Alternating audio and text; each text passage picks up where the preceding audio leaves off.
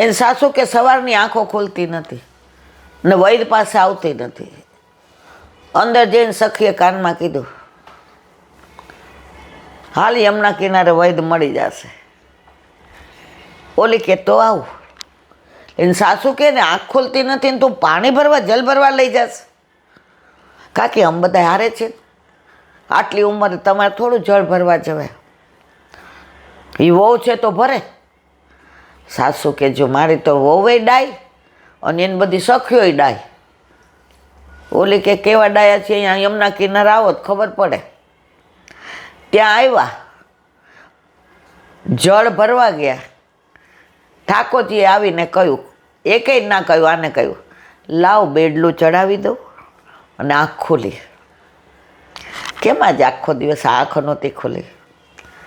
લલિતા, વિશાખા, સુભગા, કેતકી, સંજાવલી રે. સવારના વસ્ત્ર હરી ગયો, હાથનો સ્પર્શ કર્યો.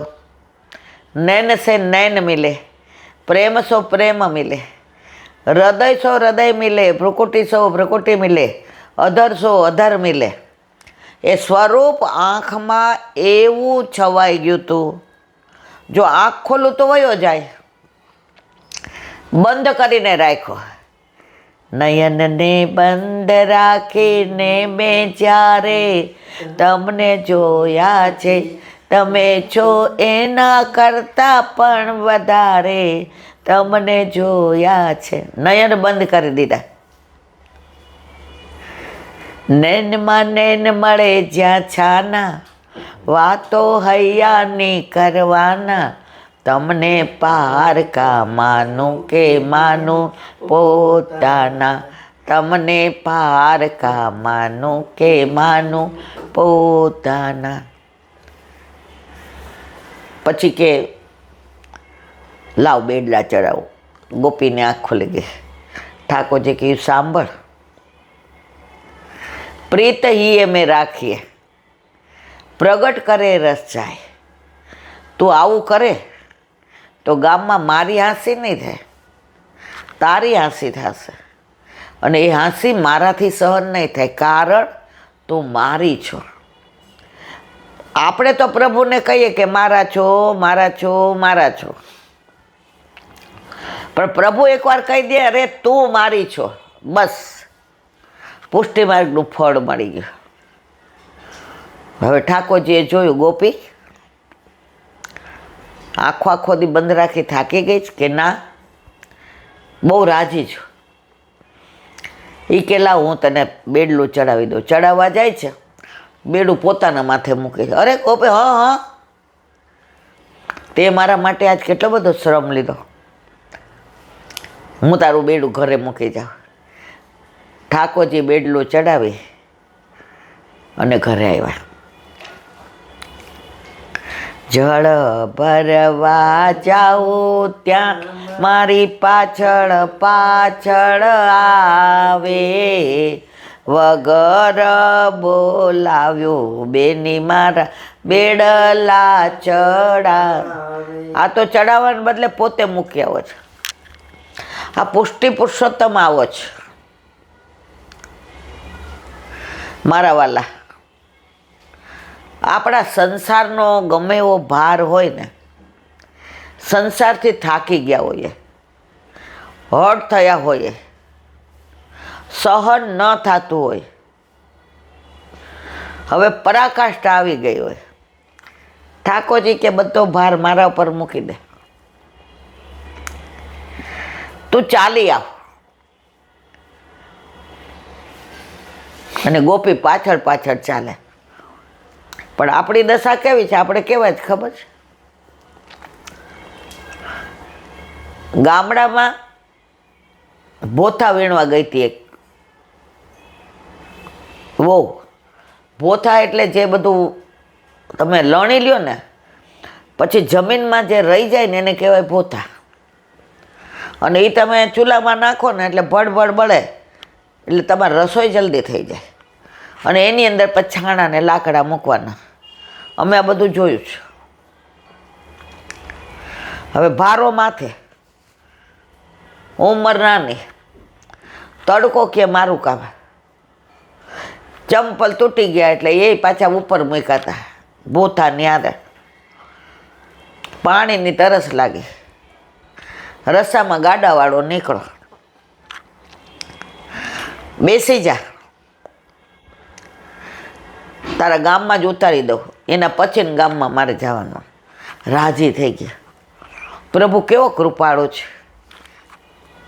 આજે હલાતું નહોતું, ગ્રીષ્મ ઋતુ, પગ બળે, ફોલ્લા પડી જાય અને માથે ભાર. બેસી ગઈ. ઓલો તો એના તોરમાં ગીત ગાતો જાય અને એની મસ્તીમાં ચાલે.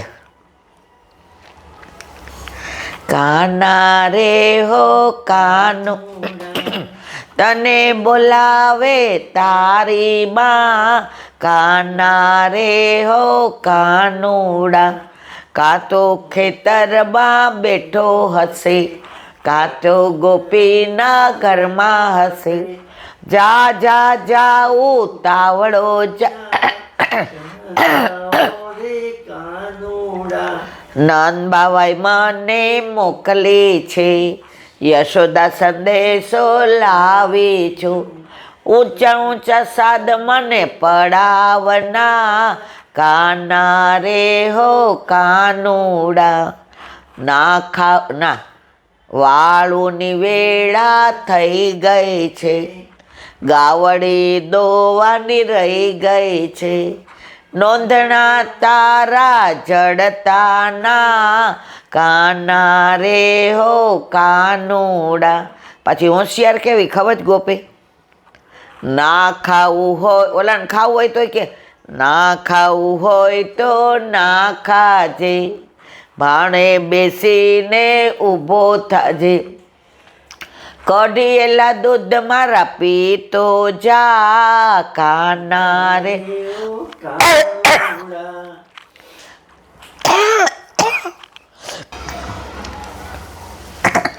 દુનિયામાં તારું ને મારું છે, વલ્લભ નામ મને પ્યારું છે.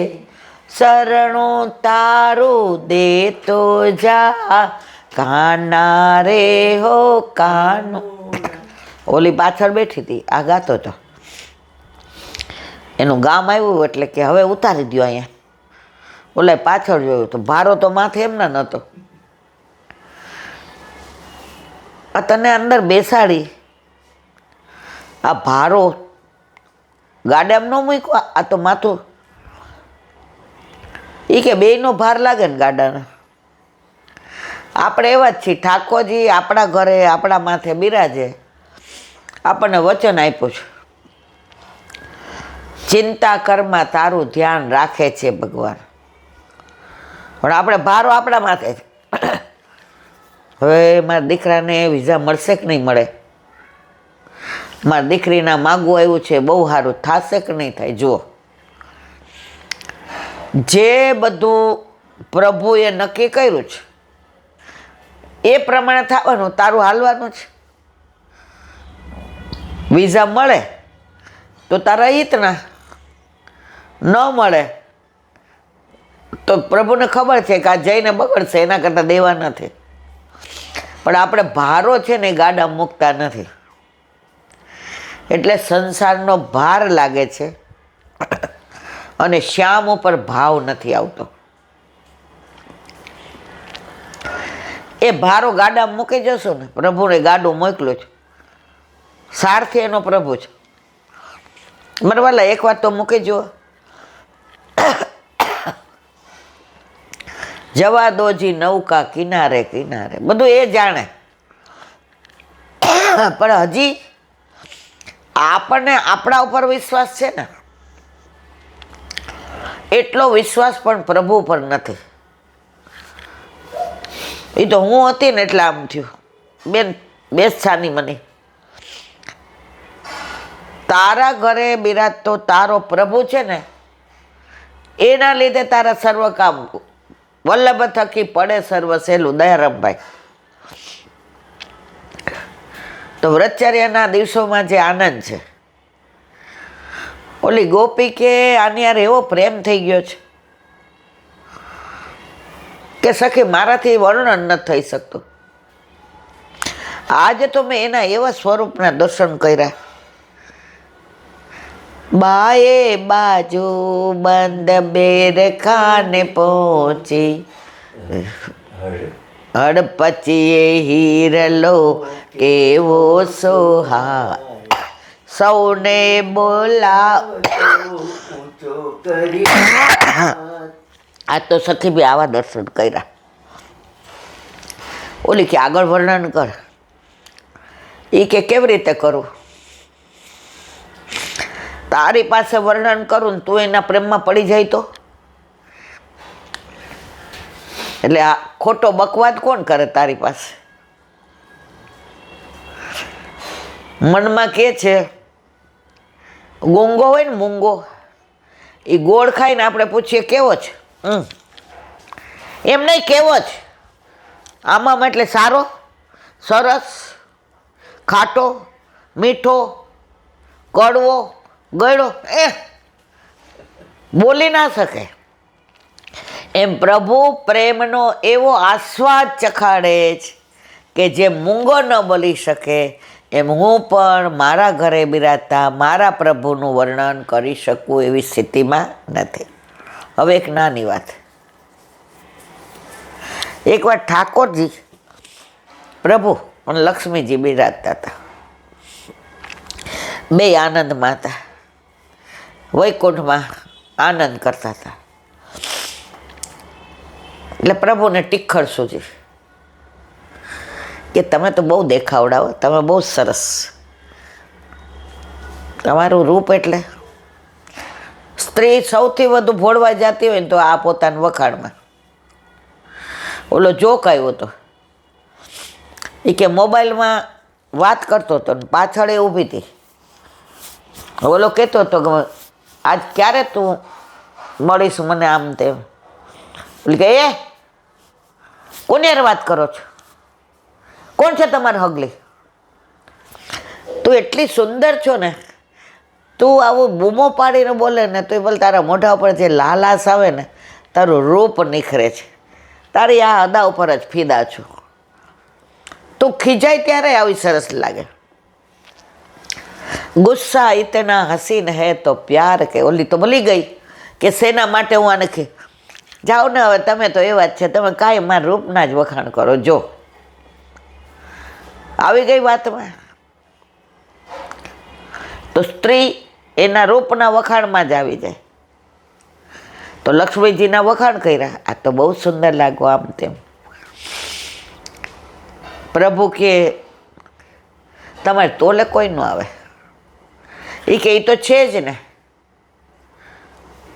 તમારું ને મારું બે દુનિયામાં કોઈ ઓલું કરે ને તો મારું પ્રભુત્વ જીતી જાય અને તમારું હારી જાય. જો સ્ત્રીના બહુ વખાણ કરો ને એટલે એ પછી પ્રભુ કે વાત તો સાચી છે ઠાકોરજી, કે આપણે કાંઈ લાંબુ કરવું નથી, તમારું પ્રભુત્વ ખરેખર ઘણું. એ કે ના, એ તો હું સાબિત કરી શકું એમ છું. લક્ષ્મીજી કે હા, આપણે કાંઈ નથી કરવું, મેં સ્વીકાર લીધો કે તમારું પ્રભુત્વ છે જ મારા કરતાં વધુ. એમાં સાબિત શું કરવાનું? મેં માની લીધું. ના ના, હું સાબિત કરી દઉં. પ્રભુ કે આ નહીં માને, હારશે ત્યારે જ રહેશે. પ્રભુ કે કરી દો. હું તો જો હું માનવા તૈયાર છું, તમે મારા કરતાં શ્રેષ્ઠ છો, દુનિયામાં તમારું પ્રભુત્વ ઘણું. લક્ષ્મી હોય અને ઠાકોરજી હોય તો લોકો શેને પસંદ કરે? બરાબર. આ ચાર દીકરા હોય અને બાપા ને બા વિલ કરવા બેસે કે આ મકાન આનું, આ ખેતર આનું, આ દાગીના આના અને ફાર્મ હાઉસ. હવે ઠાકોરજી કોના? બધા કે બાપુજી. ઠાકોરજી ગુરુ ઘરે પધરાવી દે. વર્ચસ્વ કોનું થયું? લક્ષ્મીનું થયું.